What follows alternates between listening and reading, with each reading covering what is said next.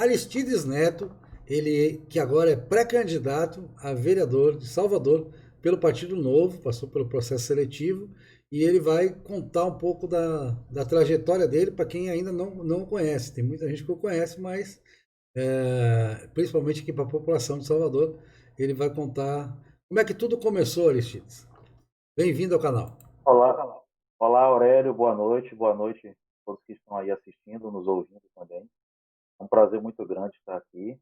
É um prazer maior ainda poder estar falando em renovação, né?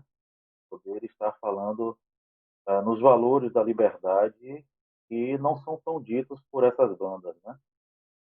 A minha história na política é interessante porque, na verdade, eu nunca esperava que eu fosse participar da política. Eu sempre tive uma visão bastante contrária da grande maioria do que nos é passado, inclusive na escola. Sempre tive divergência com a opinião dos professores, né? Que tem, a grande maioria, uma visão marxista, né? No ensino, sempre exaltando alguns preceitos socialistas. E como eu venho de uma família de empreendedores, comerciantes, pessoas que enfrentam as dificuldades do Estado, as burocracias, para conseguir gerar sua própria riqueza, eu venho de um berço que tem uma visão totalmente contrária, né? E já na escola eu enfrentava até um certo preconceito, passei por situações de ser vaiado por ter contestado o professor, porque eu sempre levava o que eu aprendia na escola para casa, mas o que eu ouvia era muito diferente. Você é nascido aqui em É, me Salvador lembro, mesmo? sou soteropolitano, nascido e criado aqui em Salvador. Morei um tempo no interior da Bahia também, o que para mim foi uma experiência grandiosa, que me fez gostar ainda mais, né, do nosso estado, me fez me sentir ainda mais baiano, né, conhecer além das fronteiras aí de Salvador. Sim, mas conta, volta para essa questão da escola, né? Você tinha essa questão. Então, eu me lembro de momentos em que o professor promovia debates, né, inclusive naquela época lá em 2006, 2002 e 2006, quando o Lula era candidato. E eu falava algumas coisas assim contra o que o Lula estava fazendo. Inclusive, naquela época, eu já tentava entender um pouco sobre a política monetária que era implementada pelo governo Lula, que alguns especialistas em economia já diziam que aquilo ia gerar uma bolha, que aquilo ia gerar problemas futuros, ia gerar uma crise, e que os escândalos de corrupção que já nasciam naquela época, né, primeiramente o mensalão, Uhum. e quando eu tentava contestar isso em sala de aula, eu tinha praticamente 99%, né, dos colegas ali meio que do lado do que o professor dizia, né? E eu recebia vaias e tal, Isso era na escola pública na ou privada? escola privada, escola Mas, privada. E escuto o mesmo relato de outras pessoas que tinham uma visão um pouquinho diferente e sofreram esse tipo de retaliação, tanto na escola quanto na universidade. Então, isso me fez ver que topar esse desafio hoje, aqui na Bahia, né, onde essa mentalidade foi tão disseminada, é um desafio muito grande. A bandeira da liberdade é pesadíssima, aqui torna-se mais pesada ainda, né? Mas, assim, eu topei porque eu me formei em 2013, me formei em engenharia civil, e na época eu acreditava que assim, já estava tão cansado do assunto de política que eu acreditava que o que eu precisava mesmo era focar no meu trabalho. Eu abri uma empresa com 23 anos, né? Eu achava que eu tinha que focar na minha empresa, no meu trabalho, para poder desenvolver e esquecer de política. Só que aí o tempo foi me mostrando que não tem como esquecer da política, porque ela interfere na nossa vida o tempo todo. Em 2015 explodiu a crise do governo Dilma.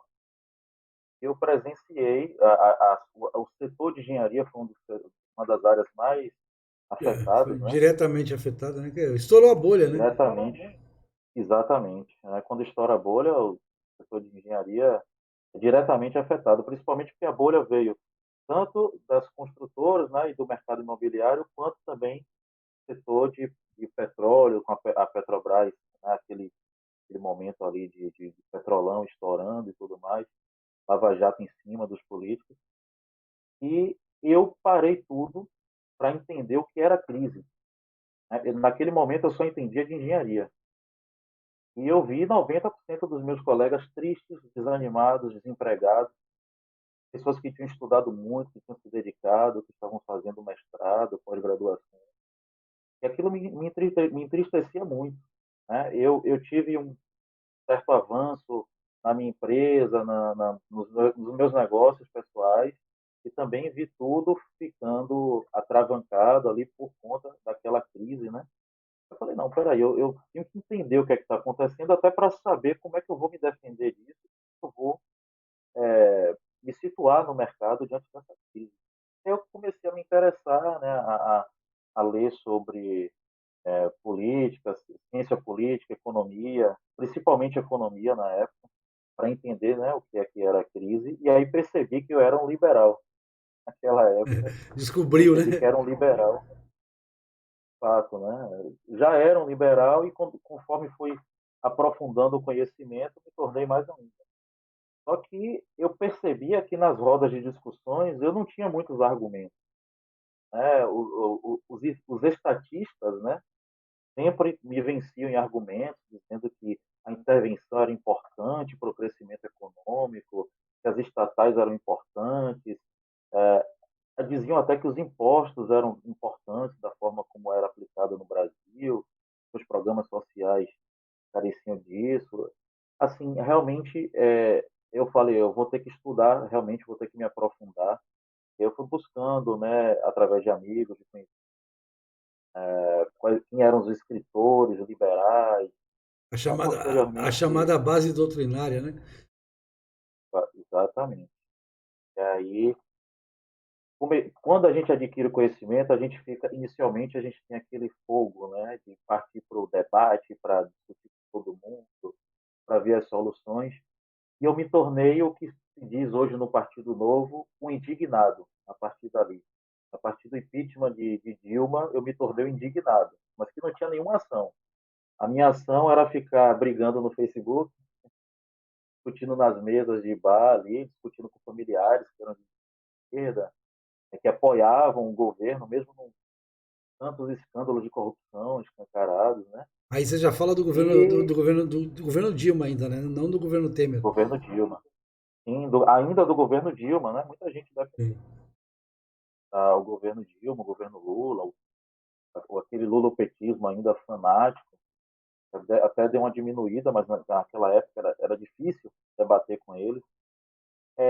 E aquilo me incomodava muito, porque a partir do momento que eu fui buscando conhecimento dentro da ciência política, da economia, eu queria, de alguma forma, ajudar, melhorar o país, de alguma forma, só que toda vez que eu pesquisava sobre um partido político, era difícil ver um partido que não tivesse envolvido com algum caso de corrupção ou que não tivesse algum mandatário envolvido em casos de corrupção, não tivesse algum mandatário com nome na lista da Lava Jato, É verdade. ou um partido que defendesse tudo aquilo que eu acreditava que era um plano de austeridade, de corte de gastos, corte de privilégios, de menos intervenção estatal, de sugar o Estado. Não tinha nenhum partido que realmente defendesse. E aí, só 2 anos depois, em 2017, uma amiga me apresentou o Partido Novo.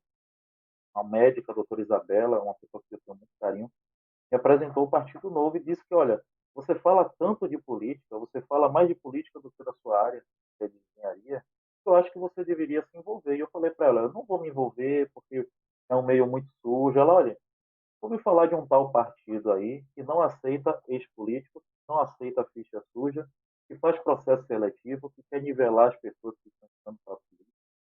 Tem um plano de corte de privilégio, corte de gastos. Existe isso mesmo? Existe. Um partido aí chamado Partido Novo, começou no Rio de Janeiro. Essa amiga, inclusive, carioca, né? Ela me contou um pouco da história do Partido Novo. Eu fui pesquisar, fiquei encantado. Aí resolvi ser voluntário da campanha de Priscila Chamas, Ah, deputada ótimo. federal, Isso em 2016, né? 2018. Ah, 2018, já para deputado. Então. É, deputada federal, exato. E admito que na época eu ainda fiquei com o pé atrás, fiquei meio desconfiado, mas conforme eu fui participando das ações, dos eventos do partido, eu fui me encantando porque eu nunca, nesses 3 anos de Partido Novo, eu nunca vi um membro falando em esquema para ganhar voto, esquema para ganhar eleição, um esquema para isso ou para aquilo. Era sempre assim, projetos, projetos, mais projetos, como melhorar, como diminuir o Estado, como enxugar, como conhecimentos e mais conhecimentos. Pessoas debatendo sobre livros, sobre autores, e aquilo foi me encantando. Aí chega a campanha de Priscila Chamas, sem uso de dinheiro público, sem fundo eleitoral, sem nada.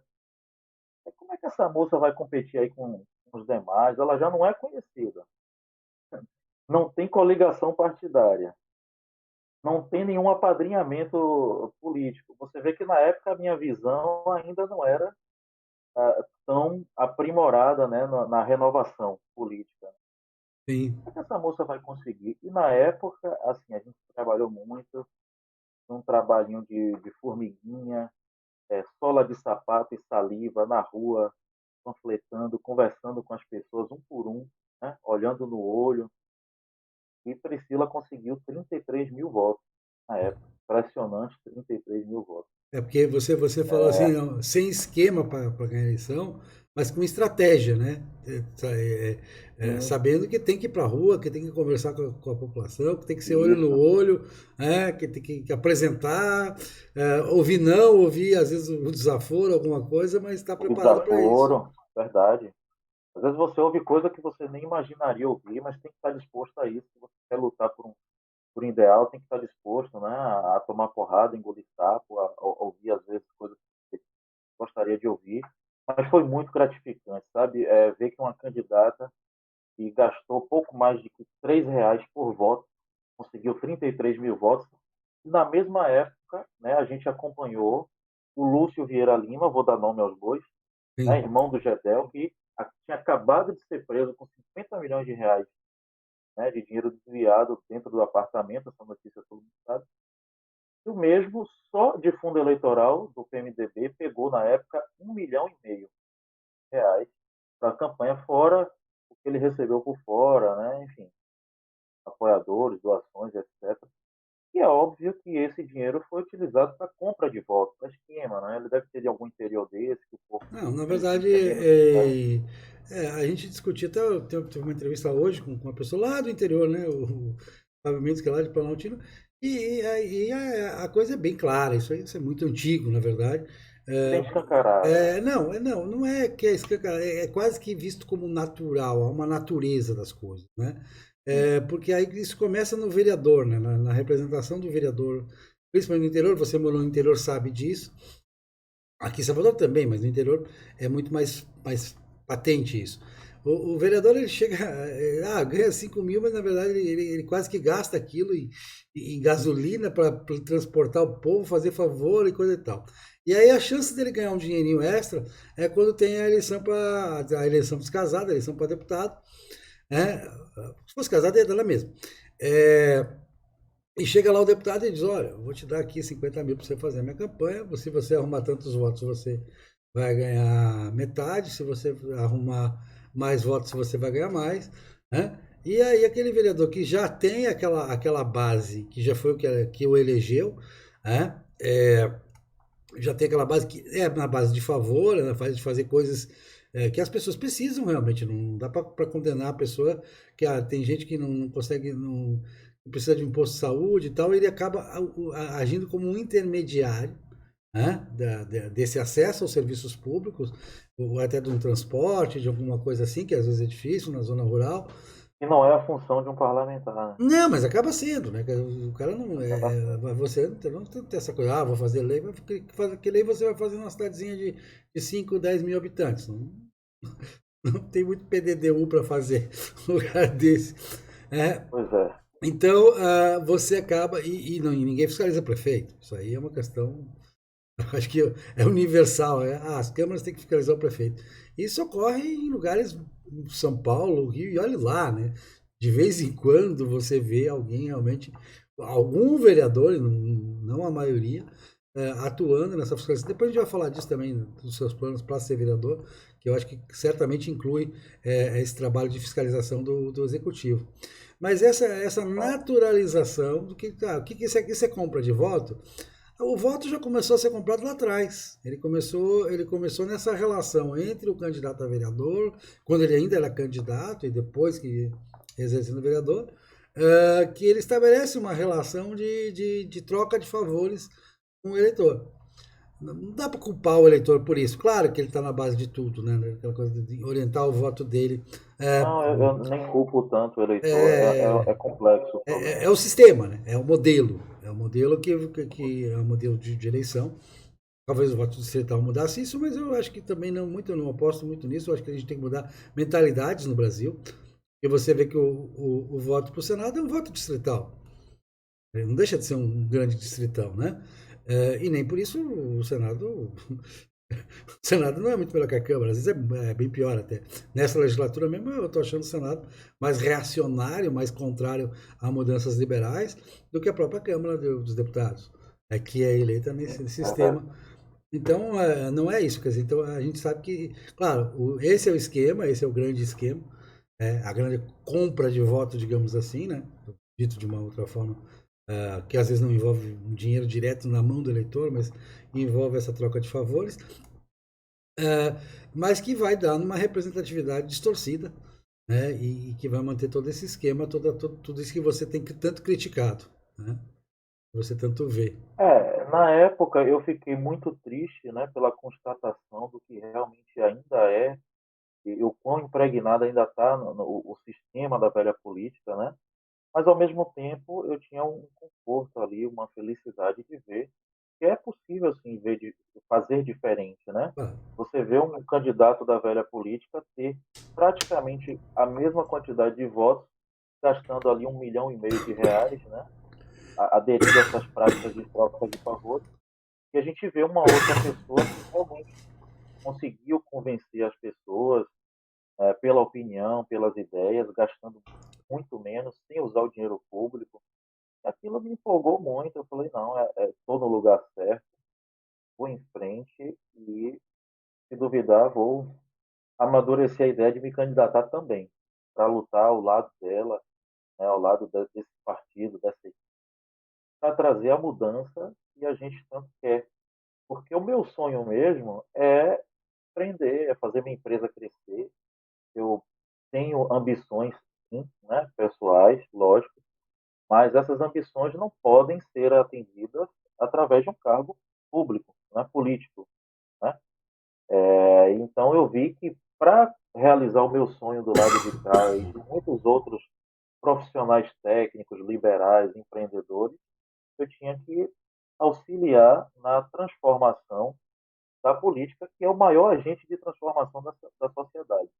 Não adianta mais a gente ter essa visão de que a gente tem que simplesmente cuidar da nossa vida, porque foi essa visão que fez com que a política ficasse abandonada e na mão de pessoas despreparadas e mal intencionadas, né?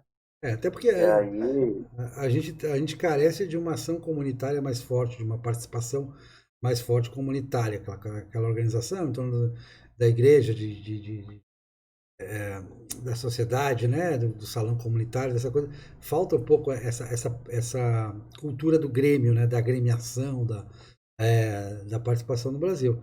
É, nacional, claro, no Sul é um pouco menos, no Sul tem um pouco mais essa característica com os imigrantes e tal. é um dos valores liberais, inclusive. Quando você tem um Estado muito interventor, perde-se essa essência na sociedade colaborativa, né? Exatamente. Deixa tudo a cargo do Estado e o Estado fica ali cobrando, sugando, cobrando mais imposto, decidindo por nós, né?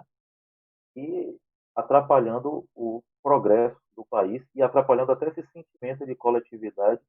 Tem até um estudo que mostra que países liberais, o índice de solidariedade é muito maior. As pessoas Sim. são mais solidárias, Não, ajudam mais as outras, porque né? quando a gente fala cooperação voluntária, que você estudou a base doutrinária, né, que a gente fala, eu gosto muito de falar disso, Adam Smith, né, Adam Smith, que inclusive foi o primeiro liberal a exaltar o valor do trabalho, né, daquilo que você agrega de valor do trabalho, né, uma grande exaltação do valor do trabalho. E aí e aí tem a cooperação voluntária. A cooperação voluntária tanto vale você empresário, você sabe, você empreendedor, tanto vale entre uma empresa e outra, entre a empresa e o colaborador, a empresa e o empregado, né? Tudo isso são elos de cooperação voluntária, né? Da indústria para o comércio, do comércio para os serviços, enfim. Mas aí eu estava dando exemplo, hoje eu estava conversando com uma pessoa do Rio Grande do Sul, uma outra gravação que está aqui, vai estar aqui para quem vê no canal, vai estar no mesmo dia, e eu estava lembrando de uma coisa da minha infância, da minha infância não, da minha adolescência lá em Caxias do Sul, eu nasci em Caxias do Sul, e que tinha uma comunidade quase rural, mas rural, não deixava de ser rural, embora fosse muito próxima da cidade. E que tinha um salão comunitário. Aquele salão comunitário não era estatal. Ele tinha sido erguido pela comunidade, pelo esforço da comunidade. E a comunidade tinha o maior apreço por aquele salão, era um salão paroquial, mas que era da comunidade, não pertencia à igreja, pertencia à comunidade. E eles alugavam aquilo, e eu lembro que a gente tinha militância política na época, até com esse que foi governador do Rio Grande do Sul, José Ivo Sartori, ex-governador do Rio Grande do Sul, que era meu amigo e tal, a gente fazia lá. E a gente alugava aquele salão para reunir até 1.000 pessoas num jantar, por exemplo. Na época você podia fazer jantares políticos e fazia um comício lá dentro, né, basicamente um comício, uma reunião de organização e tal, e alugava, pagava. E aí nós descobrimos, primeiro, que o serviço era impecável. Eles conseguiam servir 1.000 pessoas com vários pratos, com uma comida de altíssima qualidade, tudo funcionando perfeitamente, pratos limpos, comida deliciosa, sempre quente, sempre direitinho, né, tudo rápido. Né? E aí nós descobrimos que nenhuma daquelas pessoas era paga. Nenhuma daquelas pessoas recebia nem R$ 10 para estar ali. Todas Olha aquelas que pessoas bacana. eram membros da comunidade que voluntariamente davam o melhor de si para quê? Para que eles recebessem aquela remuneração do aluguel, do almoço, tal, que era pago, né, por quem alugava, que não era só por partidos políticos, era todo tipo de organização que precisava, indústrias e tal. É, porque aquilo ia para a comunidade, ficava ali. Né? Aquilo era Você vê o que próprio. uma sociedade livre é capaz de promover, né? É incrível, isso é uma questão de cultura, né? Ter essa cultura, né? E nós somos mais voltados, quer dizer, o Estado vai ocupando esses espaços e aí esses espaços degradam, esses espaços têm muito pouca cooperação nos espaços estatais, né? A relação Altíssimo custo, né? Uma péssima gestão, mais peso nos impostos para o cidadão pagar e chegar lá e ter um serviço de baixa qualidade. é isso. Então É tem. essa visão que a gente tem que. É pesado, mas a gente vai conseguir, em Deus, transformar. Eu acho que você não tem ilusão, né? Você é muito jovem, mas eu acho que você não tem ilusão de que as coisas se resolvem de um ano para o outro, ou de uma década para outra, Lógico, né? Mas que é preciso eu, caminhar. eu, é preciso caminhar um passo de cada vez. Eu digo para todo mundo o seguinte: olha, eu sou jovem, tenho 30 anos, mas eu não tenho mais nenhuma ilusão, né, de que vou gozar de um país desenvolvido, livre, ainda na minha juventude. Mas eu tenho o sonho de, pelo menos daqui a 15 ou 30 anos, ver que as novas gerações estão, pelo menos, vivendo num Brasil mais livre, né, com potencial econômico mais elevado, com mais oportunidades de emprego e tal, e olhar para trás e ver, poxa, eu contribuí para isso aqui de alguma forma. Né? É isso que me move. Eu tenho convicção de que não é da noite para o dia, é uma luta muito pesada, é longa, é um dos valores do novo, focar no médio e longo prazo, né? Pé no chão, com projeto, mantendo aquela linha de princípios e valores. Né? Eu tenho muita consciência disso. Agora é levar isso até o fim, né? Para ver se. Porque, assim, eu digo sempre que o nosso país tem tudo. Você pega na história do mundo aí diversos países que enfrentaram momentos de miséria e com muito menos recursos que o Brasil tornaram-se países livres, desenvolvidos, muitas oportunidades para todos. O Brasil tem tudo. O problema está só na gestão, na política, no excesso de intervenção do Estado. Então, é pegar todo esse potencial que nós temos e tentar trazer a transformação para o futuro. Não tem Aristinho, outro caminho. uma questão para que você tenha acompanhado quer dizer, de 2016 para cá, você tem acompanhado com mais afinco a política, né? O que está acontecendo na política. Vou dar um exemplo agora que eu acho importante, que talvez seja, antes da gente falar sobre Salvador especificamente, a gente sabe que as câmaras de vereadores, as assembleias legislativas, as assembleias principalmente, né? Elas têm muito pouca visibilidade. O Verdade, feedback da população, esquecem quem votou para vereador, esquecem quem votou para deputado estadual, verdade. e não sai na mídia, não tem repercussão, não tem ressonância. Já a Câmara Federal, ela tem uma ressonância, Congresso Nacional, né? Tem uma ressonância muito grande, né? E na Câmara Federal nós temos a bancada do Novo, né? Inclusive alguns deputados que inclusive não tem nenhum da Bahia, infelizmente tentamos com a Priscila, quase chegamos lá, mas não temos aqui na Bahia. Mas temos de outros estados que têm vindo na Bahia, inclusive já vieram dar palestras aqui, vieram dar força e tudo mais, né? O Marcel Van Hatten teve aqui mais de uma vez, enfim, teve vários aí que tiveram comparecendo, ou então agora de forma virtual, dando apoio. E tem uma coisa que eu tenho chamado a atenção nessa bancada, primeiro, questão de coerência, né? E nem sempre fecha numa votação, é, é admitido a divergência em pontos que não fecha a questão, né? Não tem fechamento de questão. A capacidade de dialogar com outros quadros, você vai ver quase que uma bancada do Novo estendida por alguns poucos deputados, mas que admiram aquele trabalho, que se alinham, né? Deputados de vários partidos que se alinham ao perto do que está próximo do Novo e que tem sido servido de exemplo e de fiscalização. Quer dizer, tem votações lá que só o Novo vota contra, mas que pela primeira vez tem alguém votando contra. Porque eu lembro, aumento de servidor era automático. 100% votava, era por unanimidade. Ninguém tem coragem de tocar Qualquer na ferida criação de de gastos, qualquer criação de gastos que dependia de lei, se criava o gasto sem a menor cerimônia. Né? aprovação automática. Eu lembro até uma vez o Arthur Lira, que agora é líder do governo, Arthur Lira foi se colocar contra lá um projeto que aumentava gastos, liberava um monte de gasto.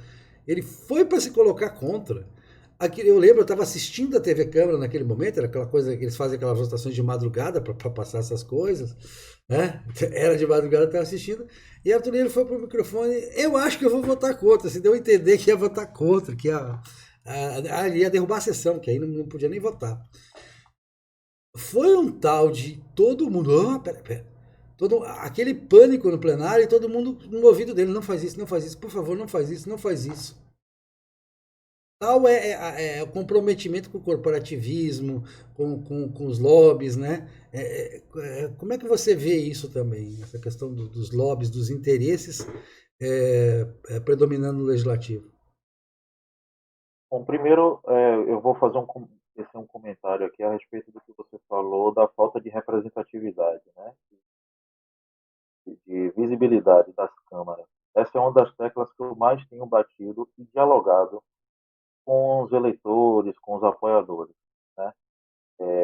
A verdadeira o brasileiro de uns anos para cá, ele até tem se interessado mais por política, mas a verdadeira consciência política do eleitor parte do princípio de que ele tem que renovar e fiscalizar e cuidar e selecionar bem o voto, desde a Câmara Municipal, né?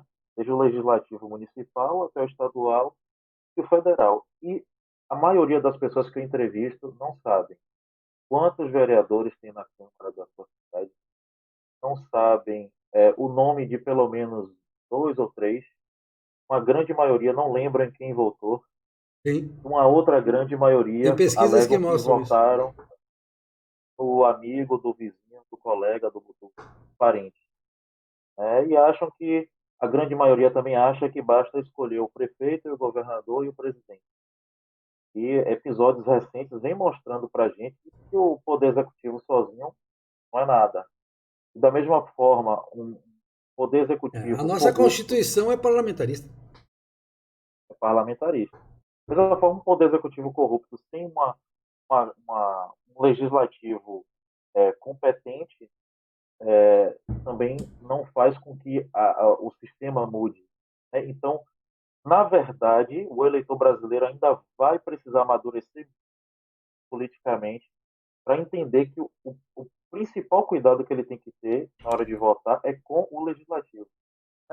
Mas eu tenho esperança que agora, com essas ações do Novo, com pessoas como nós, conversando, falando a verdade, né, para os eleitores, não só pedindo voto, explicando, né, orientando, eu tenho assim, um sentimento muito bom, muito forte, né, de que isso vai se transformar, isso vai mudar. E a outra pergunta que você fez, vamos recapitular aqui um Não, pouquinho. a questão dos lobbies, dos interesses das corporações que a gente vê na Câmara Federal, mas isso ocorre também nos estados municípios, eles têm um poder completo, né? Porque ninguém acompanha, ninguém vê, as coisas acontecem na Quem acompanha, madrugada, ninguém vê, lógico. né? Olha, algumas pessoas falam para mim o seguinte: olha, eu até admiro o esforço de vocês, o trabalho de vocês, mas o sistema não vai mudar, o sistema é muito forte. O brasileiro ainda tem um pouco daquela síndrome de vira-lata, né? Infelizmente, de achar que o Brasil é assim mesmo, não vai mudar, não adianta. E é É, justamente eu sou autor quando a do gente. eu sou autor do maior inventário sobre isso, que é a História do Brasil Vira-Lata, que eu estudio toda a tradição autodepreciativa brasileira, de onde isso veio de certos pensadores, inclusive de esquerda, né, que enfatizaram isso, e quanto isso é ruim, porque isso acaba com a confiança, né? Isso, Vou até anotar como é o nome? História do Brasil Para quem está Vira-Lata. assistindo aí também. É, História do Brasil Vira-Lata. Está anotado aqui. tem vídeos no meu canal aqui explicando o que é o Vai ser uma livro e tal. recomendação. Explicando que porque isso dá em auto, Perfeito. é aquilo que você disse. A autodepreciação ela também dá, ela, além de minar a confiança uns nos outros, né? E sem confiança não há cooperação voluntária, não há crescimento econômico, não há desenvolvimento. Além disso, ela leva à autocomplacência. Ah, eu sou assim mesmo, então eu também não vou me esforçar, não vou querer mudar. Para que, que eu vou estudar isso? Para que, que eu vou me interessar por isso? Se isso não muda. Né? Se Sim. eu não mudo, nada muda. Você falou que as pessoas não sabem quem votou para vereador, que não sabem quem votou para deputado estadual. Agora imagina que elas não saibam o quanto custa uma Câmara de Vereadores ou quanto custa uma Assembleia Não, não Legislativa. fazem a menor ideia. E é Não caríssimo. fazem a E menor é um negócio. A caríssimo. relação custo-benefício é muito baixa. Eu fiz perguntas básicas, né? Imagine assim, se eu perguntar, você sabe quanto ganha um vereador, quais benefícios, quais auxílios ele tem direito, quanto ele gasta da verba de gabinete, quantos assessores ele tem. Nossa, aí a população não faz a menor ideia, nem se interessa em saber, e é por isso que está do jeito que está. Né? Eu acho que 99% da população nunca entrou no portal da transparência para ver custo na Câmara, não existe. Inclusive, eu falo para todo mundo que esse trabalho que a gente está fazendo não é uma busca por votos. A busca por renovação é muito mais pesada porque a gente tem que, na verdade, disseminar valores, mudar a mentalidade, para depois transformar o sistema. É um trabalho muito mais complexo, muito mais pesado. Né? E não tem outra forma de melhorar o nosso país. Senão, É, muita gente fala, muita sim. gente fala assim para mim: olha, vende tudo, rapaz, vai para a Austrália, vai para não sei para onde. Lá é fácil de empreender, você vai ganhar dinheiro. Eu posso até fazer isso um dia, mas agora, enquanto eu sou jovem, tenho energia, eu ainda quero lutar aqui. Quero ver a coisa se transformar aqui. O meu desejo é, eu não consigo me ver feliz fora daqui, simplesmente ganhando dinheiro, mas vendo que o país continua a mesma coisa e eu, de maneira covarde, não fiz nada para mudar. E, assim, o recado que eu tenho para as pessoas que pensam que o corporativismo na Câmara e demais poderes não pode ser vencido, é que, de fato, é algo estrutural, muito forte, muito grande, mas perceba que 8 deputados federais do Novo, diante de 513 deputados, já vem fazendo barulho, já vem, Não, como você mesmo falou, que seja um influenciando voto outros. contra, E influenciando outros. influenciando outros, criando pontes. O que eu acho muito legal dos mandatários do Novo, é que eles não perdem tempo com polêmica. Bate-boca, projeto, é, é, renovação, mudança. Se for preciso conversar com um mandatário de qualquer partido que seja, para criar uma ponte e mostrar a importância de repente, você estar aprovando uma reforma da Previdência, que, aliás, os mandatários do Novo tiveram um papel importantíssimo Importantíssimo, sem na, dúvida. aprova, na aprovação. É. Isso é dito o tempo todo pelos É. próprios ministros, Impediram, pelos secretários. impediram algumas desidratações, inclusive, né? E todo mundo queria Perfeito. desidratar. Se fosse pelas emendas, ia ser a reforma da Previdência ao contrário. A Previdência ia ficar mais inviável ainda. A gente tem que usar isso aí para perceber que o sistema não é impenetrável, que o corporativismo não é invencível, né, que há 8 pessoas estão conseguindo trazer algumas pequenas mudanças. É um trabalho de formiguinha, água mole e pedra dura, né, tanto bate até que cura. Se a gente conseguir eleger mais pessoas com essa mentalidade, amadurecer mais a mentalidade do eleitor, tanto que eu digo, olha, se não quiserem votar em mim, se não gostarem como vereador, tenham olhado nos meus colegas do Novo. Eu tenho certeza que se a gente colocar pessoas do Novo e acompanhar o trabalho deles, que é o mais importante hoje, é acompanhar o trabalho, vai ver, a gente vai se empolgar e vai ver que a renovação é possível sim. Lógico que ela não é possível da noite para o dia. Você analisar o impacto que 8, né, que é menos do que 5%, né, da, Exato. da, da Câmara, consegue influenciar no restante, imagine a gente elegendo aí numa próxima eleição 10, 15, 20, 40 deputados com essa mentalidade. Né? Eu, eu sou muito feliz de vista algo como o Partido Novo. Estou muito feliz, muito grato de fazer parte desse partido. Está vivendo esse momento histórico, eu acho, né? Um É. momento histórico de renovação na política. Um preconceito que o novo gera, assim, algumas pessoas, claro, e as pessoas que não gostam do novo gostam de dizer isso, é que o novo é muito elitista, só trabalha para os ricos e tal, aquela coisa. Então, vamos diferenciar uma coisa, Aristides, que eu acho que você nessa formação tem clareza. E isso que a gente está falando dos lobbies, das corporações que aprovam tudo no legislativo na calada da noite e que dominam, né? Tem a coisa do o deputado compra o voto, mas tem quem compra o deputado também, né? Então, tem deputado à venda. É, é, ser pró-mercado não é ser pró-negócios. Né? Às vezes muito pelo contrário, né? Pró-negócios com o Estado, né? Quer dizer, com o Estado a lei vai beneficiar esse setor aqui, esse monopólio lá, né? Essas coisas que só beneficiam determinados empresários, determinadas categorias de empresas, enfim, coisas que beneficiam. Então, deixar clara essa diferença, Aristides, para você estar claro isso, né? Quer dizer, ser pró-mercado Muito não é claro. necessariamente ser pró-negócios, negociatas. Dúvida. Ser pró-mercado é ser pró, inclusive, da população mais carente. Porque a gente quer liberdade para geração de riqueza, para empreender, para geração de oportunidades, de empregos, para que caia o valor do produto final, para que ele se torne mais acessível para as pessoas. É um sistema em cadeia que beneficia a todos. Né? Ser pró-mercado é ser pró-cidadão.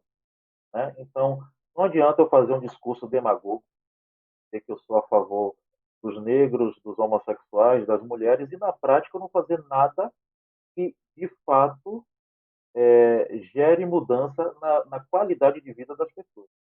E para gerar essa mudança não tem outra forma senão ser pró-mercado, pró-concorrência, é, é, a liberdade, né, de tudo mais. E eu digo mais, muita gente que debate comigo hoje, eu tenho algum preparo para debater, fala que o grande problema, né, da miséria no Brasil, da desigualdade social, o grande culpado, o grande vilão é o capitalismo. Né? Hoje eu posso responder para essas pessoas que o capitalismo é maravilhoso. É ele quem nos dá e gera oportunidades, né, da criação de dignidade básica do ser humano. E aquela história, né? O pobre não tem amor à pobreza, o pobre quer mudar de condição. Claro que não. Né? Todo mundo quer ter oportunidade, quer ter dignidade. Eu visito as comunidades aqui em Salvador e o que o pessoal fala é isso. Olha, o que a gente quer é oportunidade e dignidade. A gente não quer o esgoto passando aqui embaixo da nossa residência. A gente quer poder estudar numa escola melhor, quer poder chegar numa UPA e ser atendido. Né? A gente entende, e eu fico muito feliz de ver pessoas na comunidade pensando de uma maneira tão evoluída. A gente entende que desigualdade social nunca vai deixar de existir. Pessoas ricas e pessoas mais pobres é normal, tem gente que trabalha mais, ganha mais dinheiro. Essa utopia da igualdade, né, só traz, ela sim é que traz miséria. Eu sempre digo o seguinte, olha, é, o grande problema do Brasil não é o capitalismo, é o capitalismo de Estado. O Brasil é socialista, é um país socialista. O capitalismo de Estado é aquele sistema onde nós temos um governo interventor, protecionista, que é financiado por grandes empresas. Essas grandes empresas compram o poder para que se crie leis que protejam essas grandes empresas. Essas grandes empresas ficam bilionárias. A gente só tem 5 bancos no Brasil e os 5 bancos são bilionários e o povo é mal atendido, não tem concorrência. A gente tem as taxas, uma das taxas mais caras do mundo, péssimo serviço. Isso não é capitalismo. De maneira alguma. Isso não é mercado. De maneira alguma. Isso é intervencionismo. É o capitalismo de Estado. E aí a gente tem essa missão de desmistificar, né, essa visão que algumas pessoas têm. E pode ter certeza, o pobre é muito mais capitalista do que os Não, intelectuais que são contra o e capitalismo. outra coisa também para desmistificar do novo, tava um debate ontem sobre a questão dos grandes problemas do empobrece Salvador, empobrece a qualidade de vida das pessoas, empobrece porque afasta o turista, acaba com o turismo, porque Salvador teve com o Baía Azul. Você era criança quando o Baía Azul foi feito. Salvador ganhou prêmio de internacionais, né? Paulo Souza aí na década de 90, mas eu acompanhei bastante, cara. Acompanhei O bastante. Salvador ganhou a melhor capital em saneamento do Brasil. Isso limpou nossas praias. E limpando nossas praias, claro, vem mais turistas, ganha qualidade de vida, ganha em saúde, ganha tudo. Saneamento básico é uma coisa tão bela, que eu acho que, em termos de obra pública, eu acho que não tem nada tão belo quanto o saneamento básico. Ele gera uma cadeia, um círculo virtuoso em todos os sentidos. Mas isso vem deteriorando. Nós temos uma estatal que cuida disso aí.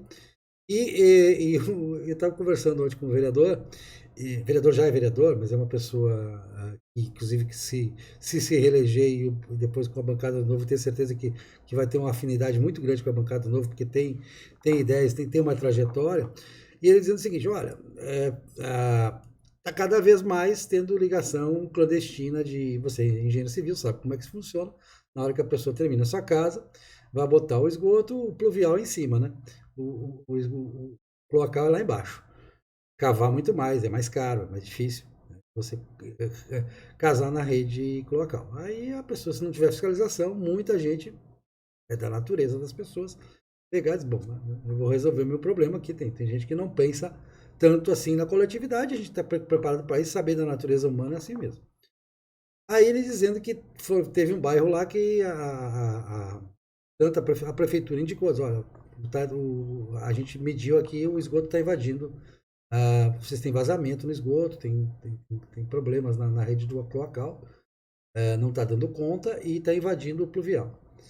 E quando chove, vem, aflora, e isso está acabando com as nossas praias. O INEMA tem feito Ok. medições, está terrível. A gente sabe o cheiro do Camaragipe, para quem está lá no Costa Azul, no Magalhães Neto, está vendo. Aqui Eu moro aqui.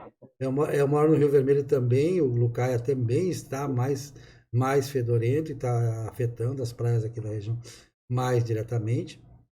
Sem contar a qualidade de vida de todo mundo aqui, né? De quem trabalha, de quem passa por aqui. Bom, mas aí dizendo, chamou a empresa lá, a concessionária estatal. Eles, bom, tá bom, a gente vai fazer uma reforma, vai abrir tudo, estão lá abrindo tudo, é um bairro aqui de Salvador. Então, abriram, eu até passei lá, tá? Então abriram tudo. Vamos abrir tudo de novo, tá? Tem que fazer, né? Mas aí agora nós vamos pegar e vamos reformar, e aí vamos intimar cada morador daqui a pegar e fazer sua ligação. Faz sua ligação. É claro que não vai dar certo, porque é uma comunidade de baixa renda, né, em que as pessoas não têm condições de desembolsar lá 500 mil reais para botar uma rede. Tem coisas que você tem que pensar também coletivamente, pensar na realidade das pessoas, né? De como fazer isso de uma forma a que seja viável também, isso porque é do interesse de todos.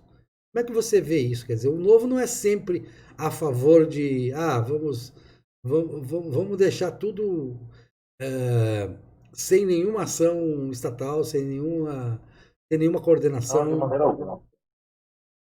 Não, o que o Novo defende não é a ausência do Estado, não é uma anarquia. O que o Novo defende é um Estado eficiente e voltado para o que é essencial. Né? Você pode disponibilizar recursos para resolver um problema do saneamento básico, deve sem dúvida ser feito. E quando eu discuto sobre estatização e privatização, algumas pessoas falam que a estatal é do povo, né? Eu questiono. A A estatal, nesse Embasa já caso, ela é existe, contra o povo, né? a Embasa já existe há mais de 50 anos. Metade da população baiana vive no esgoto. Que empresa do povo é essa? Né? E eu venho falando muito sobre Não, a até o possibilidade de governador fala em privatizar. privatização, até o governador do PT fala em privatização da Embasa. Não, chegou num ponto tão insustentável que você vê pessoas até de uma ala ideológica oposta à nossa falando sobre isso. Né? Porque é insustentável você manter tudo na mão do Estado. Com o marco legal do saneamento, eu falo muito, né? Sim, Da exatamente. Que liberdade para a, você trazer recursos a federais, bancada do Novo, junto com o licitar, governo federal, pegou junto com o governo federal nesse ponto chegou e junto, mais uma vez bancou, cobrava mostrando todo dia a votação, cobrava para botar em pauta. 8 deputados, né, diante de que conseguem promover essa mudança aí. E nos bairros onde eu tenho visitado, onde eu tenho caminhado, né, e esse problema do saneamento aqui em Salvador, quem mora nesse eixo aqui da orla, dos bairros classe média, não tem noção do que é. Na maioria das baixadas aí no bairro, o esgoto passa do lado ou por baixo das residências. Né? E eu vejo que tem coisas tão simples que o Poder Executivo poderia viabilizar, como a questão, por exemplo, da regularização fundiária. Né? Sim, Você é muito cadastrar aqueles importante isso. imóveis, me parece às vezes que soluções práticas, baratas, rápidas, de maneira que você possa desburocratizar, não são interessantes, né? O que é interessante são obras megalomaníacas, milionárias ou bilionárias, né? Onde você possa movimentar muito dinheiro. Como você mesmo citou, sou engenheiro civil, são obras simples, baratas, né? O Estado pode resolver. Por que a gente vai gastar bilhões com o centro de convenções agora e boa parte da população ainda está com esgoto passando debaixo da residência? E muitos casos de gente que perdeu criança na família. De casos de pessoas que já tinham pego leptospirose 2 vezes. Sim. Né? A gente não sabe se numa terceira a pessoa vai resistir. E chega no posto de saúde e ainda não consegue, às vezes, um bom atendimento. E aumenta o custo do SUS, Sem dúvida. né? Você diminui a produtividade dessa população, porque o cara, em vez de estar trabalhando, em vez de estar produzindo, ele está doente. O esgoto passa embaixo da casa dele. Então, dizer que o novo apoia a ausência do Estado, isso é uma grande mentira. A Não, gente quer o Estado atuando onde ele tem que atuar. não só passa Né? embaixo da casa, como só explicando você que é engenheiro, quando você joga esgoto na rede pluvial, quando chove, aquilo vira um rio pelas ruas e vai entrando dentro das casas, é doença pura ali. Né? Doença pura, perfeito. Explicado. Péssimo e pouca, baixa imunidade, tem uma série de coisas aí que são consequências diretas do despejo de esgoto doméstico, né? Principalmente doméstico, na rede pluvial. É, agora, aproveitando que você falou num assunto que eu tenho insistido com todos os candidatos aqui, com quem já é vereador, de vários partidos, inclusive, partidos até de esquerda, que eu entrevisto aqui. Eu tive fazendo um trabalho, tá no canal aqui, eu convido a fazer mais uma propaganda, tá no canal aqui a história dos bairros de Salvador, eu e meu filho visitamos todos os bairros de Salvador, o Túlio Schomer, que também ele é um apoiador do Novo também, tem toda uma história do Conheço. Novo, e a gente passou todos os bairros esse ano aqui de Salvador, todos, para fazer um documentário, tá aí no canal o resultado, sobre os bairros de Salvador. E a gente ficou muito comovido quando numa manhã de domingo, bem cedo, a gente passou por aquela região ali da BR, os bairros de menor renda per capita de Salvador. Perto da na região da Jaqueira do Carneiro, um pouquinho para frente, um pouquinho para trás ali você tem os bairros de menor renda per capita. E você vê uma condição assim, poxa, a pessoa fica, às vezes mora a 300, 400 metros de um CEP, de uma rua, na base da escadaria. Tá, Se ele compra uma geladeira, ele gasta o valor da geladeira para levar a geladeira para estar em casa, porque ele vai precisar de carregador para a geladeira. tá. Ele não pode fazer a compra na internet porque não tem onde entregar. Não Não chega. recebe correspondência. É. E aí a gente vê exemplos de Bogotá, na Colômbia, de outros países, muitos países, Singapura, nem se fala. E países tão mais pobres que o Brasil, que fizeram o quê? Primeira providência, regulariza. A primeira coisa a fazer com aquele povo não é, vou fazer isso, fazer aquilo. Vai ser tudo paliativo. A grande providência é dar título de propriedade para ele. É o primeiro passo. É o que eu tenho discutido nos bairros. É o primeiro passo. Porque, por exemplo, eu estive em Castelo Branco. O pessoal me falou, olha, eu moro aqui há 30 anos e há 30 anos desse é Castelo desse Branco é jeito. muito bom perto desses bairros que eu citei, só pra você ter uma É ideia. maravilhoso, É. sem dúvida. Há 30 anos é desse jeito. E toda eleição o vereador chega aqui e pede aqui algum saco de cimento, um pouco de concreto para dar uma melhorada aqui na situação. Eu falei, olha, vocês precisam de gente disposta a trabalhar durante o mandato e não durante a eleição. Não aceitem serviços durante uma eleição, porque, inclusive, é ilegal. Né? Uhum. É típico de pessoas que não vão resolver o problema. O primeiro passo aqui para resolver não é eu trazer aqui uma manilha de concreto para melhorar aqui a situação do esgoto, está na questão da regularização. Você tem endereço? Você tem? Eu perguntava, ninguém tinha. Vocês recebem correspondência? Não. Vocês têm direito de ligar água e luz aqui? Não. Tem que fazer gato, ligação clandestina. Então, por que que não tem uma pessoa para bater nessa tecla, para chegar lá e falar, olha, vamos regularizar isso aqui? Eu, o que eu pretendo fazer, o primeiro passo que eu quero dar, uma vez eleito na Câmara Municipal de Salvador, é levar esse projeto para a prefeitura e buscar a regularização desse. É o primeiro passo para a gente trazer progresso para a cidade, mais dignidade, mais oportunidade para a população. É, Primeiro passo, sem um dúvida. exemplo que quando o governo quer faz, né, que as coisas funcionam, era a antiga Estrada da Rainha. Não sei se você pegou o tempo da Estrada da Rainha. Você era novo também. A Estrada da Rainha é a atual via expressa entre a Baixa de Quintas e aquele túnel que passa por baixo da ligação entre a Lapinha e o Barbalho. Né? Aquilo ali era estreito, a Estrada da Rainha era estreita porque tinha um monte de casas ali, uma parte era invasão, nas beiradas. Tinha que alargar aquilo, e alargaram profundamente, porque na verdade, são 10 pistas. 10 ou 12 pistas. Sequências assim largas, né? Como é que faz? A primeira providência que teve que fazer, lógico, titular. Pegaram, deram título de propriedade para todo mundo. Disse, bom, agora nós vamos negociar aqui. Pô, o que vocês querem? Vocês querem um apartamento tal, em tal lugar, a gente entrega. Vocês querem dinheiro, a gente paga em dinheiro, não tem problema.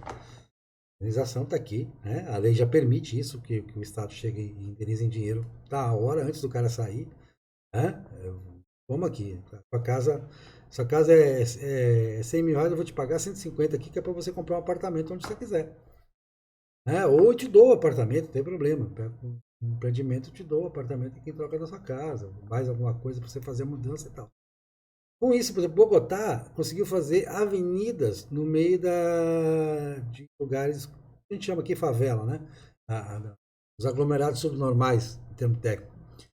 Você imagine o que seria a revolução para o bairro, para os negócios do Complexo Nordeste de Amaralina, por exemplo, para a Sim, vida das pessoas, se você tivesse uma avenida que precisa, que ligasse a Manuel Dias diretamente com a Juraci Magalhães, passando pelo perfeito. meio dali, né? Sobe, desce, faz toda ligação. Se você pudesse passar uma avenida em Cosme de Farias na Baixa do Tubo, que aqui é um adensamento é, monumental, adensamento ali e caótico, né? Também a grande maioria sem CEP, sem acesso à rua, sem nada. Então, o primeiro passo é esse, né? Se você não vai fazer nada se você não titular essas pessoas.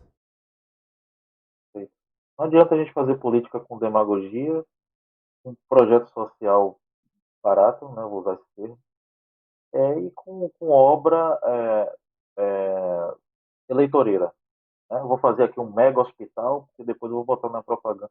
Essa visão ultrapassada da política, a gente tem que focar no que é essencial, no que realmente vai trazer progresso, entender que o progresso é benéfico a todos.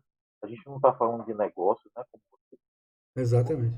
A gente está falando de mercado, e mercado envolve todos, todas as classes sociais. Então, o verdadeiro progresso ele é benéfico a todos, né? E é isso que o novo quer. Eu enxergo que o novo quer o Brasil no lugar que ele merece estar, que é no lugar de um país desenvolvido. Precisa mudar a visão da política e mudar a forma de gerir os recursos públicos. Agora, de um modo geral, vou fazer uma pergunta encadeada e você se sinta à vontade para ter bastante tempo para responder, que eu sei que é bem complexa a resposta. Como é que você enxerga a sua cidade, o município de Salvador, que inclui as ilhas, né? A gente sempre fala cidade, mas é cidade mais as três ilhas, né? Que é o município de Salvador. Como é que você vê o município de Salvador e, dentro dessa visão, o que será teu foco como vereador? Então, eu enxergo Salvador como uma cidade com grande potencial em tudo. É a terceira maior capital do Brasil, uma população gigantesca, em tudo, mas, porém, tem sido a pior em diversas coisas, né? Em saúde, educação, saneamento. E eu enxergo que Salvador tem tudo para ser uma das melhores cidades do Brasil e talvez até exemplo para o mundo em diversas coisas. Como já E foi, a né? minha, como já foi. E um papo muito legal que eu tive com os mandatários do Novo, tanto nas visitas que eu fiz em Brasília, quanto nos eventos do Novo, aí Brasil afora, é o carinho que todos eles têm por Salvador, sejam os mandatários de Minas Gerais, São Paulo, Rio, do Rio Grande do Sul. Eles brincam muito assim, olha, Salvador onde tudo começou, né? E realmente ter um olhar especial, um carinho, e não é só por questão de carinho, não. Eu enxergo que Salvador tem muito potencial, né? Só pela quantidade litoral que a gente tem, né, de capacidade de exploração do turismo, né, e de outras riquezas que a gente tem na nossa cidade, o tamanho da cidade, o tamanho da população, a arrecadação de Salvador também, que é grande, né, eu enxergo que mudar a forma de gerir os recursos, mudar a forma de injetar o dinheiro público aqui, pode fazer com que Salvador seja uma cidade modelo e exemplo, onde principal, que não é uma obra do centro de onde nem uma obra de um criador, dignidade para a população. O que o soteropolitano passa a ser enxergado com mais respeito dos demais estados do Brasil, né? Como acho que ela realmente deveria e merecia ser enxergada como uma cidade que muita gente de fora que chega em Salvador fala assim, poxa, eu vejo que muita coisa aqui ainda é atrasada, ainda precisa melhorar a mentalidade, a educação, né? Então, eu quero um dia poder receber pessoas de fora aqui e ver que as pessoas estão encantadas, né, com a cidade como um todo. Eu quero um dia poder chegar nos bairros e não visualizar mais isso que a gente visualiza, essa falta de acessibilidade, mobilidade urbana, condições básicas, né, de vida. Então, assim, eu tenho um amor muito grande por Salvador, já morei fora, já morei no Rio, já passei um tempo no exterior e sempre eu fico com aquela saudadezinha do cheiro, do ar, do clima de Salvador. Eu gosto muito daqui. Só o que falta é a gente administrar melhor a cidade, para que ela torne-se um lugar mais agradável para todos. Essa é a visão que eu tenho de Salvador. E como mandatário, o meu principal foco será realmente fiscalizar o recurso, bater privilégio, prezar pela austeridade, fiscalizar. Eu não quero fazer oposição por oposição. Eu não quero perseguir prefeito, não quero perseguir ninguém. Eu só quero que faça o trabalho bem feito, né? Eu só quero que tenha carinho pelos recursos provenientes do pagador de impostos, né? O político brasileiro precisa passar a entender, o prefeito de Salvador tem que entender, né, que o dinheiro que ele está administrando não é dele, é do pagador de impostos, do soteropolitano, que já paga impostos demais. Então, como mandatário, eu pretendo fiscalizar e, assim, trazer uma, uma transparência, escancarar mesmo para a população, né? Olha para onde está indo o recurso, olha com que ele é gasto, olha o que os demais vereadores estão fazendo com o dinheiro de vocês, né? Olha o quanto a Câmara está gastando. O colega Rara, né, teve que ir no Tribunal de Contas do município para exigir que o presidente da Câmara expusesse o gasto com combustível. 3 milhões de reais com combustível. Então, eu acho que, assim, eu gostaria de fazer muita É, coisa, mas o primeiro passo é isso, é fiscalizar, fiscalizar. 3 milhões de reais de combustível, um dos menores municípios do Brasil em área. Pois é, São só é porque 198 quilômetros quadrados de terras emersas peninsulares. Claro, as ilhas não entram, mas na ilha, as ilhas você não vai de carro, né? eles têm tanto amor por Salvador, eles gostam tanto que eles gostam de ficar rodando assim, Tem que ficar. veículo. Bom, eu quero fazer um contraponto, contraponto não, uma provocação, Tá? que eu acho que até, porque eu acho que tem que aproveitar que isso é a especialidade do Novo e é a especialidade sua enquanto estudando a doutrina. Tá?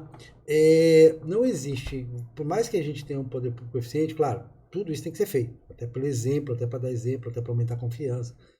Tudo isso tem que atacar o monopólio dos ônibus, por exemplo, eu acho terrível o monopólio dos ônibus. A gente vê na parte norte da cidade que tem aqueles alternativos, eles atendem melhor do que esse monopólio. Claro. Né? Então o que acontece? Isso são questões básicas.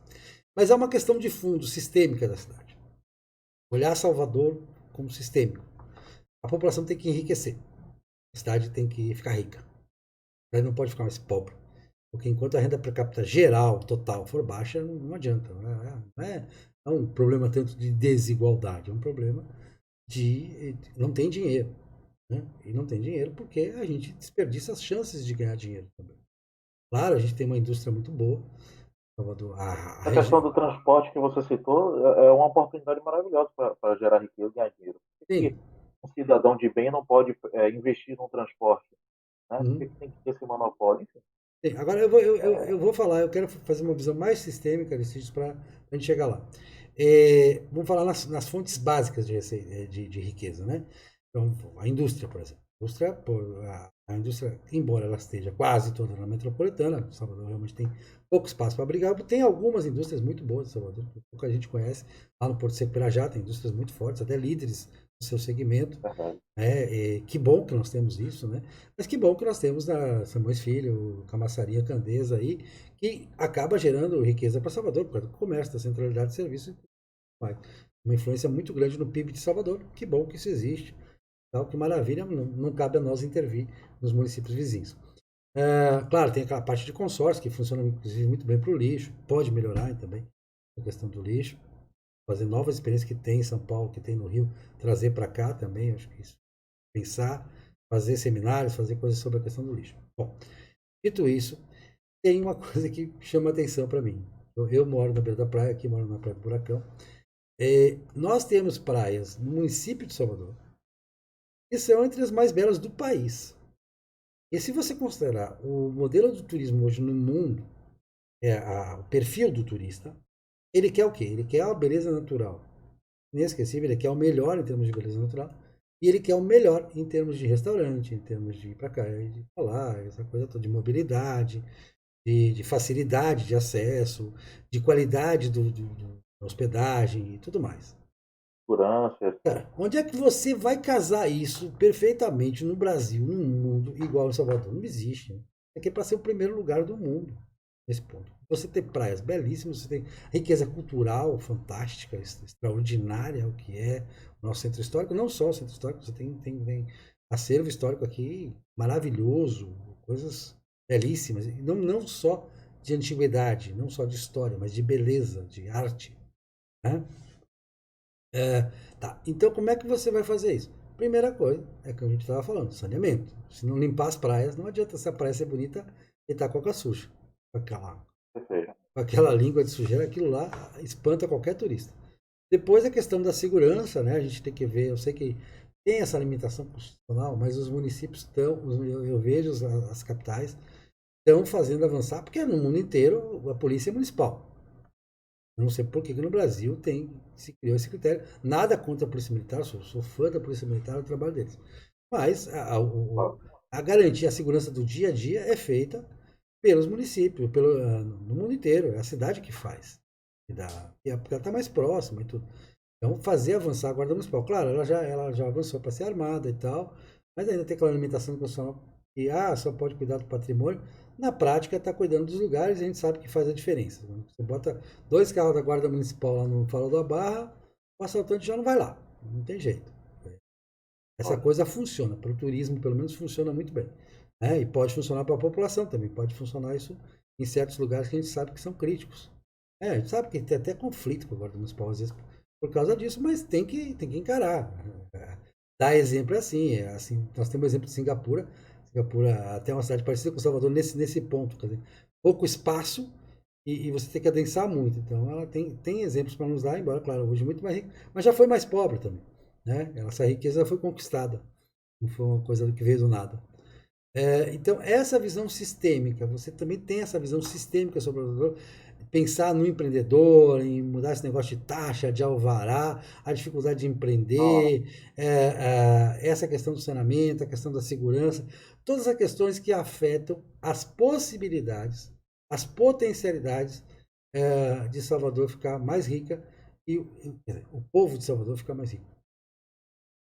Dúvida. Salvador é um gigante acorrentado, né? O potencial é de todo lado, como você mesmo citou aí. Precisa ter foco nisso aí. E é como você mesmo falou, começa pela questão da regularização, passa pela questão do saneamento, passa pela questão de facilitar a vida de quem quer empreender, ter menos intervenção, ter uma prefeitura não tão voltada só para a questão da arrecadação, uma prefeitura tão tributarista assim, né?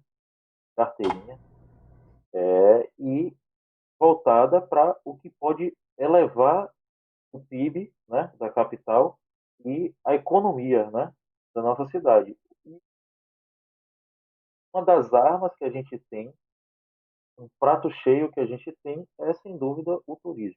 É como você mesmo falou, muito bem falou, né, a gente tem que realmente focar nessa questão do turismo, limpando as praias, melhorando a segurança.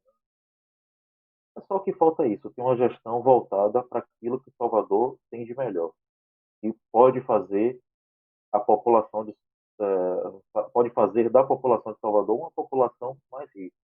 Dinheiro no bolso de todo mundo, acho que é esse o caminho que a gente tem que buscar. Exatamente. E entender também, né, uma conta que eu gosto de fazer, Aristides, eu acho que você vai gostar dessa conta. Quanto custa a Câmara de Vereadores de Salvador? Quanto isso representa por ano por habitante? Porque aí a pessoa vai dizer assim, pô, R$ 100 pro cara lá cara aqui do Rio Vermelho, do seu bairro, não vai fazer muita diferença, né? Tá bom, deixa esses vereadores ganhar dinheiro. Deixa eles gastar dinheiro à vontade. Porque R$ 100 não vai fazer diferença. Mas R$ 100 para a população lá da BR faz muita diferença. A diferença é crucial. E aí, poxa, A interferência de R$ 100 na vamos vida tirar desses R$ 100 dali, ou pelo menos 50, de 100, acho que cortar pela metade dá tranquilamente. O novo tem o projeto de cortar pela metade a verba de gabinete, você assinou esse compromisso no próprio processo seletivo, e acho que você não é contra isso, né, também, como pensamento, de modo, pelo contrário, né? Mas vamos gastar isso para 50, pô, já é. Esse dinheiro vai girar na economia de Salvador, vai ser produtivo, vai ser bem empregado, porque as pessoas, elas empregam bem o dinheiro delas, né? Os indivíduos empregam bem.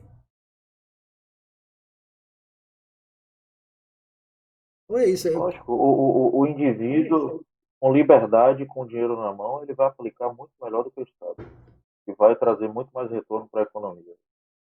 Para o progresso do país, do município, do Estado, sem dúvida. E isso distribui renda, não concentra renda, né? Porque essas sinecúrias estatais, esses espaços, até mais de 20 assessores que você pode nomear, cada vereador, Tudo é concentração de renda, né? Se você tivesse 50 e 100 reais na mão da população geral, claro que ele vai atingir muito mais as pessoas pobres do que as pessoas ricas, porque existem mais pessoas pobres do que pessoas ricas. Existem mais bairros pobres do que bairros ricos em Salvador, né? Perfeito. Então, isso é distribuição de renda. A austeridade, quando a gente fala austeridade, a austeridade é coisa de capitalista. Né? É coisa de... A austeridade é distribuir renda para quem. É a verdadeira distribuição de renda, é fazer esse dinheiro chegar. É o verdadeiro programa social que se preocupa com a dignidade da população, é isso aí, é austeridade. Inclusive, onde você testa a dignidade do político, é abdicar de ter tantos privilégios E o exemplo. para ver uma melhora. Bom, nós já estamos com 1h10, Aristides. Eu vou te deixar absolutamente à vontade agora no final. Não vou fazer contraponto, não vou intervir. O espaço é seu. Você é o convidado, você é o candidato, você é quem a gente tem a honra de receber aqui. Fique à vontade, fale o que você quiser agora. É livre. Olha, primeiramente eu quero agradecer pela oportunidade, né?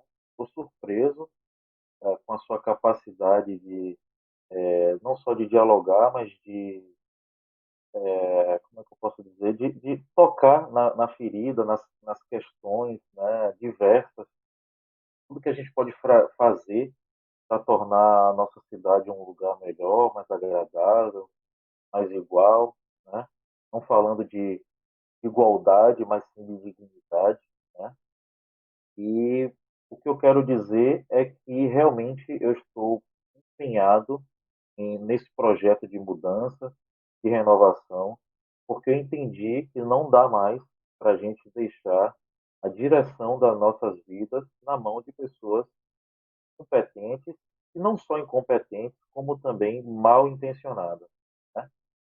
E é por isso que eu estou engajado nesse projeto de realmente tentar fazer com que o maior agente de transformação, que é a política, possa transformar a vida de todos nós para melhor. Não que seja um peso nas nossas vidas, não que seja um interventor nas nossas vidas, não que seja algo para cercear as nossas liberdades individuais, né? E é por isso que eu estou largando tudo. Eu tenho a minha vida, eu tenho os meus projetos pessoais, eu tenho a minha empresa, eu tenho a minha família e eu estou realmente parando tudo para estar no meio das pessoas, né?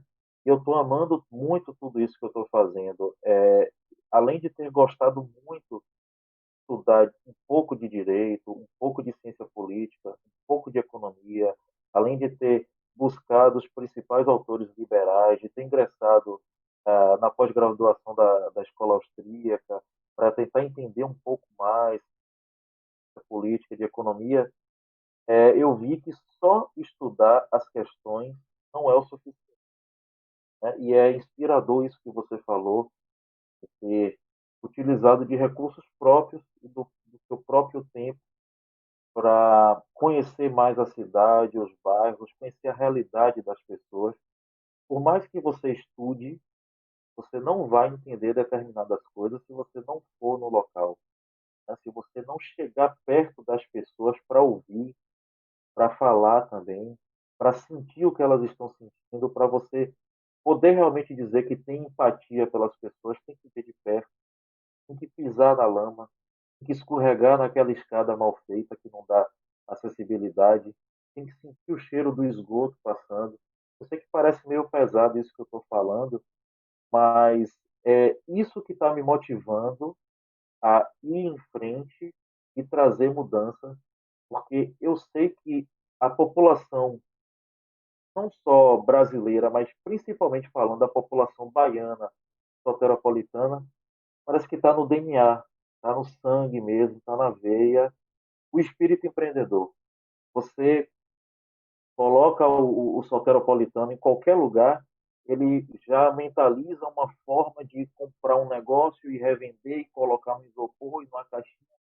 E, e é isso que eu quero fomentar, é isso que eu quero fazer crescer, mostrar para a população de baixa renda que eles podem deixar de ser baixa renda sem precisar de tanta intervenção do Estado. Pelo contrário, eles precisam de mais liberdade e de mais instrução de qualidade, de mais educação, para que essa coisa que está no nosso DNA, empreendedorismo, a vontade por gerar riqueza, possa realmente abrolhar, né? E espalhar pela cidade como assim, um vírus do bem, né?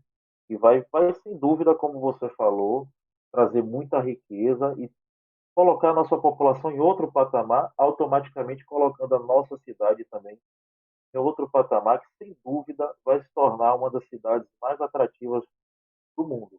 A gente cuidar da população, em primeiro lugar, depois cuidar do que realmente a cidade precisa, que é do nosso litoral, das nossas praias, dos nossos centros históricos, enfim. Potencializar o turismo, receber as pessoas de fora e dar dignidade para quem é de dentro. Basicamente isso. Maravilha, te agradeço muito, Alexandre, dizer isso. Você só pegando mais um ganchinho que você fala. Eu gosto tanto, estou gostando tanto da conversa também, também estou surpreso positivamente, porque você toca em questões às vezes que são fundamentais. E aí eu não consigo ficar parado, consigo não comentar. Você colocou essa questão, né, de que as pessoas mal intencionadas. Às vezes eu nem usaria esse termo, mas eu vou dizer pessoas interessadas em que as coisas permaneçam como estão, né? Eu vou dar dois exemplos. A gente teve nos bairros, teve no Arraial do Retiro, não preciso nem dizer, quem conhece você sabe onde fica. E tivemos em São Cristóvão, não naquela parte de São Cristóvão que tem o shopping e tal, não. Lá no miolo, lá na Vila. Aquela parte mais bonitinha, digamos Não, assim, né? chamado também Shopping São Cristóvão. O Uhum. pessoal do shopping não gosta que chame Shopping São Cristóvão, mas o povo já apelidou. Tem aquela brincadeira. Mas então, a gente esteve lá no miolo de São Cristóvão e você vai pelas vielas até chegar na Estrada Velha. É, e teve no Arraial do Retiro. E a gente viu faixas de vereadores de mandato, em que diz, o Nossa. povo agradece o vereador porque trouxe aqui uma iluminação, porque trouxe uma praça nova, como se o dinheiro fosse daquele vereador. Eu acho que aquele vereador, ele tem. Não é que ele, não vou chamar ele de mal intencionado, porque, sei lá, uma pessoa também vive no seu meio, vive com as coisas. Quem somos nós para julgar, né? Exatamente, as intenções é uma coisa muito difícil de julgar. Agora, que ele tem o maior interesse em que a população continue pobre e que continue acreditando que o dinheiro dele, que levou aquilo lá, que é nosso dinheiro que levou isso lá, é o dinheiro daquela própria população, que aquela população não sabe que paga imposto, mas paga imposto também, paga, não é pouco, não, paga muito imposto, né? Ah, E que aquele dinheiro é deles. E que aquele direito de ter a pracinha, de ter a iluminação pública, de ter as novas lâmpadas de LED, no caso lá de São Cristóvão, é deles. É um direito deles. Né?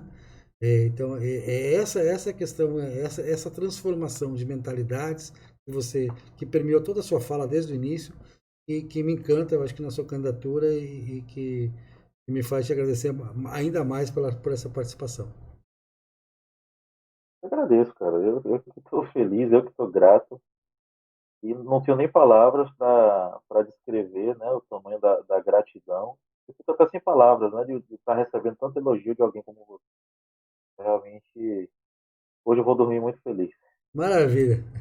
Eu também, Eu, Ulisses. Hoje, a terceira gravação de hoje, todas foram muito boas, mas fecha com chave de ouro. Né? Beleza. valeu. Grande Obrigado. abraço. Um abraço.